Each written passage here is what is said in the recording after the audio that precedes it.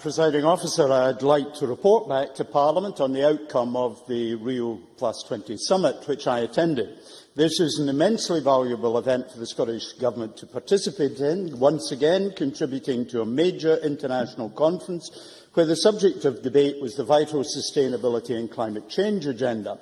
Whilst there, it was ever clearer to me that our actions, leadership and messages are well received and welcomed by other governments, international organisations, NGOs and other actors such as businesses and young people. The wide range of stakeholders I met at the conference were keen to hear about what we're doing here in Scotland and in partnership with other countries. There was support for our commitment to actively address climate change and sustainable development, and by our contribution to climate justice, helping others to do the same. Even though, in global terms, we are a small emitter, we are acting big. We have big ideas, a big ambition and a big message. Something we discussed with Minister Lidegaard of Denmark, another similarly sized European country with big ambition, whose determined leadership of the EU at this conference should be applauded. Barely 3 weeks after the First Minister was joined by Mary Robinson to launch our Climate Justice Fund with £3 million, our message was focused that the engagement with this agenda is not simply a moral duty born out of historical responsibility and current economic position, but that path to a green economy, which is now laid beneath the feet of the world's leaders, offers a substantial economic opportunity to those countries around the world which choose to grasp it. In Scotland, we have proved that the economics of low carbon are sound, that reduced consumption and smarter management of resources does not mean reduced productivity or economic decline, but quite the opposite. Given our competitive advantage and the excellence and experience of key sectors, our low-carbon sectors have experienced consistent growth in jobs and output, and our technological base continues to expand and be world-leading. Our record continues to attract the attention of others in the international community, whom we continue to build alliances with, such as the Inter-American Development Bank, who wish to benefit from our expertise and innovation in low-carbon technologies, notably in marine energy. However, these messages should be coupled with our messages on the importance of strengthening support for developing countries, as they are equally key.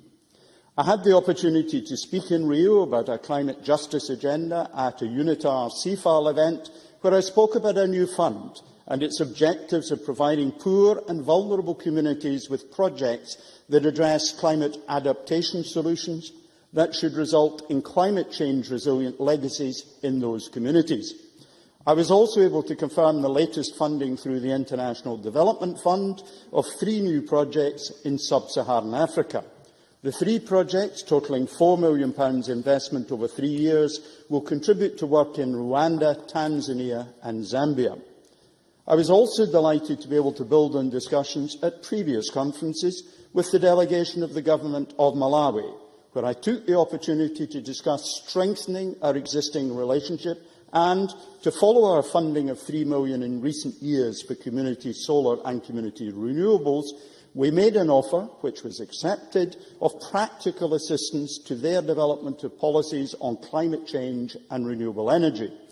This assistance will take the form of short-term policy secondees from the Scottish Government to the Government of Malawi, and an opportunity for some of their staff to come to Scotland and learn directly from what we are doing here, as well as giving us a valuable insight into their work.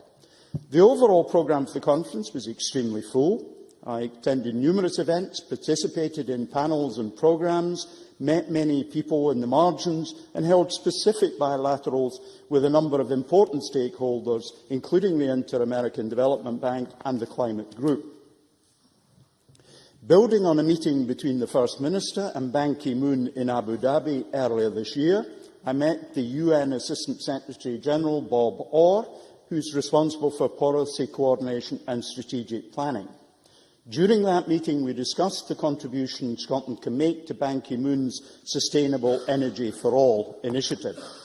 This meeting will pave the way to the development of a clear offer we can make to actively participate and support the achievement of the 3 goals of sustainable energy for all.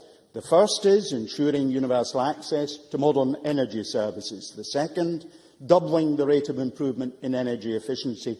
And the third, doubling the share of renewable energy in the global energy mix. Scotland will play a full and active role in this.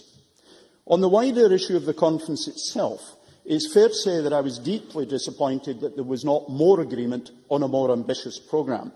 Nevertheless, we are still determined to engage with partners, and there will still be a process in the coming weeks of analysing and thinking beyond the text. The conference proceeded in a rather different fashion to many previous international conferences of this variety. After 12 months of limited progress on agreeing the text, by the end of the 4th Preparatory Committee in the week preceding the conference, only about 1/3 of the text had been agreed. Significant differences remained on key elements, including the green economy, the process for agreeing sustainable development goals, and the resources required to implement the text. As the week of the conference opened and further negotiating days were added to the schedule, extraordinary events unfolded. Whilst it is clear that certain of the tactics deployed by President Rousseff of Brazil were not universally welcomed initially, all governments I met subsequently during the week ultimately expressed admiration and gratitude towards the Brazilians for the strength and commitment of their chairmanship. What Brazil achieved was to have an entire text delivered as agreed before the commencement of the high-level summit. Initial shock at not having spent another 3 days locked in negotiating rooms quickly wore off, as we all realised the opportunity to start focusing on the deliverables, on the concrete next steps towards delivering sustainable development. Now, the text has reasonably been criticised for not addressing the issue of resources and setting a weak timetable and thematic list for delivery of sustainable development goals. Others have described the agreement as timid, and I have to say that I agree. It does build on the Durban Accord, which is to lead to a legally binding agreement by 2015. It takes us forward to discussing timetable and resources to deliver sustainability, but not as far as I would have liked, and currently provides no certainty that either will be delivered.